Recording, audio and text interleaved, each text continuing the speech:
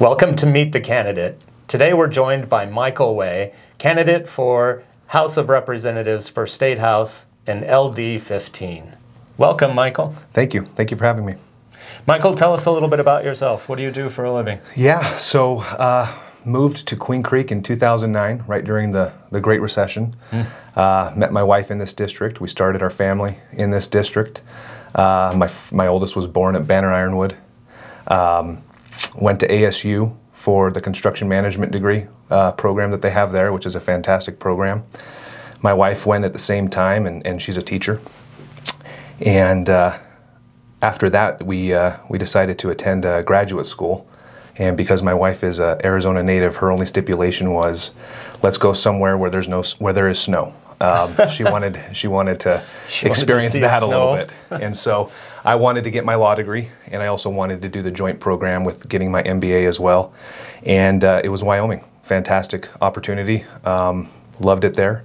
And came back after graduate school and got into the school choice movement that my father started with the American Leadership Academies, and pushed that. And right now I am working on my position basically is to get schools to day one. And so everything it takes from conception to working with cities to breaking ground to construction to getting all the hiring done and getting the school to day one to turn over to the operations team. Wow.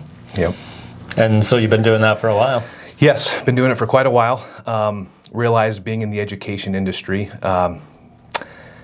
being able to get more credentialed in that space, I was actually able to get accepted into the part-time program at Oxford and get an education degree. So I'm currently working on that, which will finish up next cycle, and that is it's a part-time program where we're focusing on educational assessment.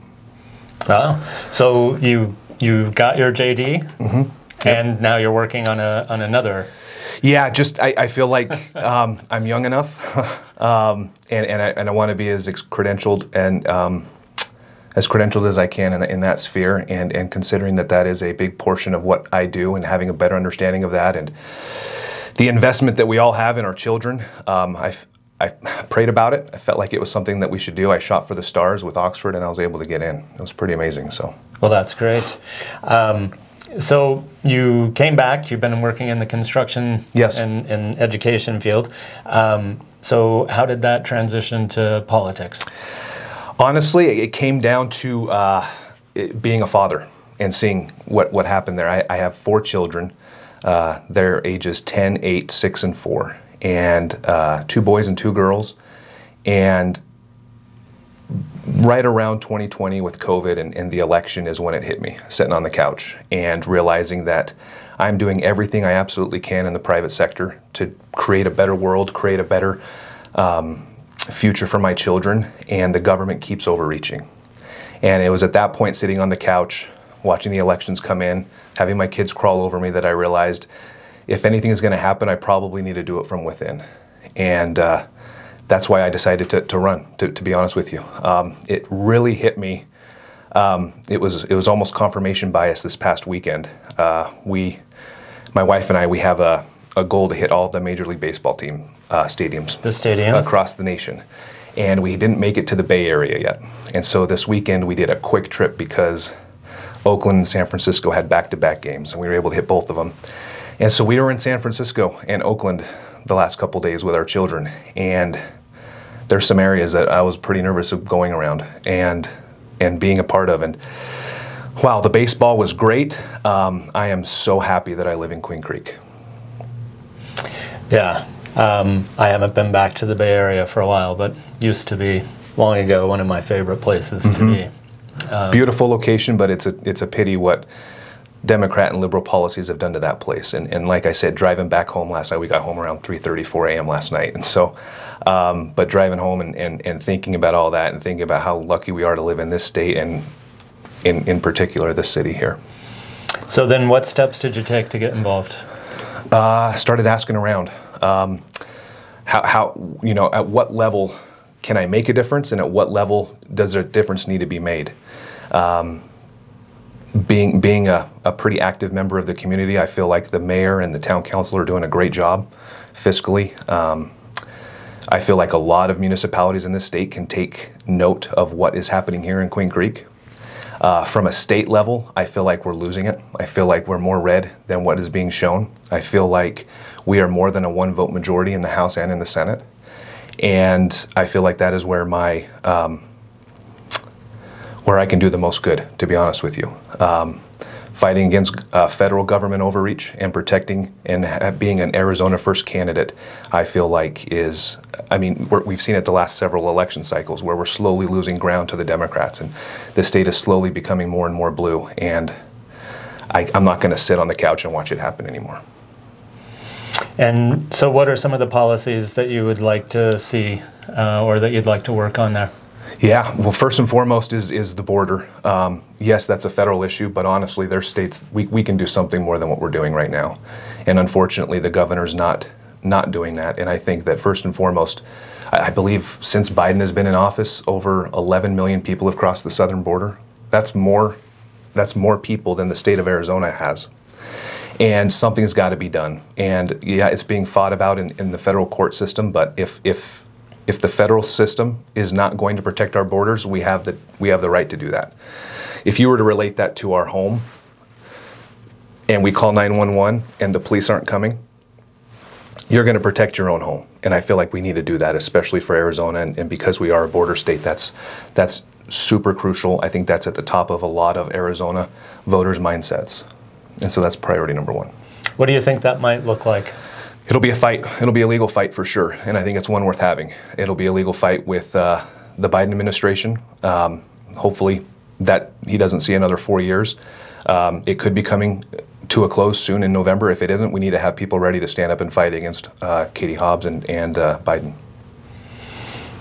And so what else would you like to see done there? I think that Arizona has given the rest of the nation a masterclass on what school choice looks like. And I think that I know my family has been a large proponent in school choice. We live in a very, very blessed area in the East Valley where the numbers have been as high as, I think, 50% students choosing an alternative choice of school. And being in this industry, seeing the good that it does, I will fight just as hard for a parent to choose a traditional public school as they would choose a charter school, as they would choose a private school, as they would choose a homeschooling option. And so I think that the best defense is a good offense. I think that we need to continue pushing that. I think that the Democrats have their sights set on chipping away at the ESA program. And if anything, we need to dig our heels in deeper and continue pushing forward with school choice options and giving parents the opportunity to choose the best educational experience for their children. And so, right, a lot of that has been met, and so your concern then is that they undo. It going away, yes, undoing it, holding them accountable, and making sure that there's an equal payout ESA where funding truly does follow the student 100%, and to keep pushing that and to not give up any ground is very, very important to me. Do you suppose then that all of the schools should have similar reporting requirements? So, for example, charters and public, right, or I should rephrase that, traditional districts are more aligned, and private schools are an outlier. Right, and homeschooling too. And I think that you have to go back and you look at the legislative intent of the legislature when charter schools were first formed, and then also what is the intent of a private school, and then what's the intent of the parent.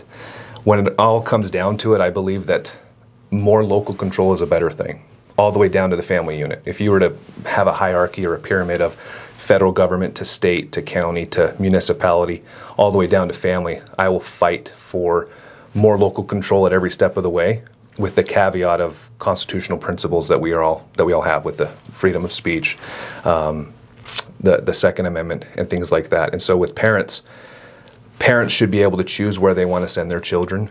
And when it comes to the legislative intent, charter schools are supposed to look different from traditional public schools, and private schools are supposed to look different from them. And I think that that is what adds to the level of choice that we have seen flourish in this area of the state. And so what else is on your agenda? On my agenda, let's see, we talked about the border, we talked about school choice, overall fiscal responsibility. And I mentioned earlier at the beginning, Queen Creek is doing a great job with what they've been doing. At least from the moment that I've moved here up until now, I've noticed some good fiscal responsibility measures from a state level, and having Democrats in power at the Secretary of State's office and the governor's office and the Attorney General, and overall the debt that we are saddling our children with.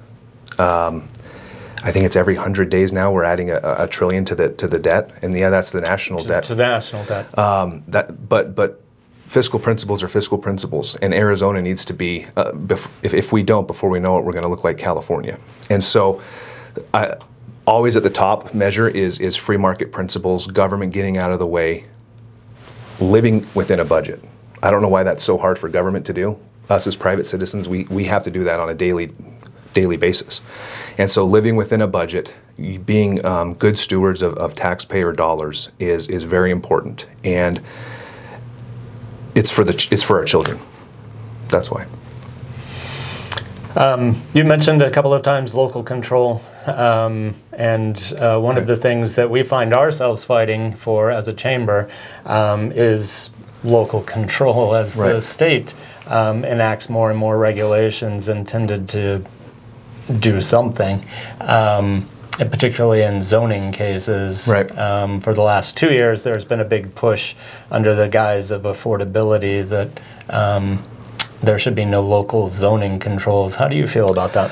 I disagree with it. I think the majority of, and this goes back to just a personal principle of mine, is the more local control, the better, all the way down to the family unit. And so, you know, from a federal level down to the state level, I advocate for more state control.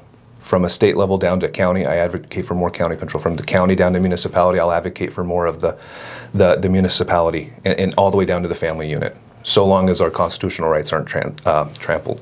And so, with all of that, I believe that the majority of zoning issues and zoning decisions need to be made by municipalities. And what that does is that has municipalities competing against each other in growth and development. And I think competition is a good thing in all areas, in school choice, in business, private business, and as municipalities. If you give these local districts the authority to do that, they're competing with one another for growth and development and citizenship, and the consumer becomes the benefactor of all of that. And so, unless there's some overlying state issues that I'm not necessarily coming to mind right now with, but overall, the majority of local control should be at the municipality level. Well, we've certainly covered a lot of ground. Anything we haven't touched on that you wanted to talk about? No, I'm grateful to live in this great state. I'm grateful. I mean, this District 15 is an incredible district with what we have. We cover 2 counties. Some of the most patriotic people I've ever met. And I would put that to the test across the nation there. I'm grateful for being able to have this area to where I can start and build my family. And I'm grateful for that, and for the opportunity that I have to run and to tell people my story. How can people find more information about you? Yeah, I don't know when this will get posted. We do have our kickoff event tomorrow at the Pecan Lakes Caldwell Barbecue. If this is up by then, great. This will be out a little closer to the ballots dropping. Oh, will it? Okay, well, Michael Way for Arizona, michaelwayforaz.com is the website. And then... so Michael Way, Michael Way, W-A-Y, F-O-R-A-Z.com is the website. Very good. Okay. Michael, thank you for joining us. Thank you, I appreciate it.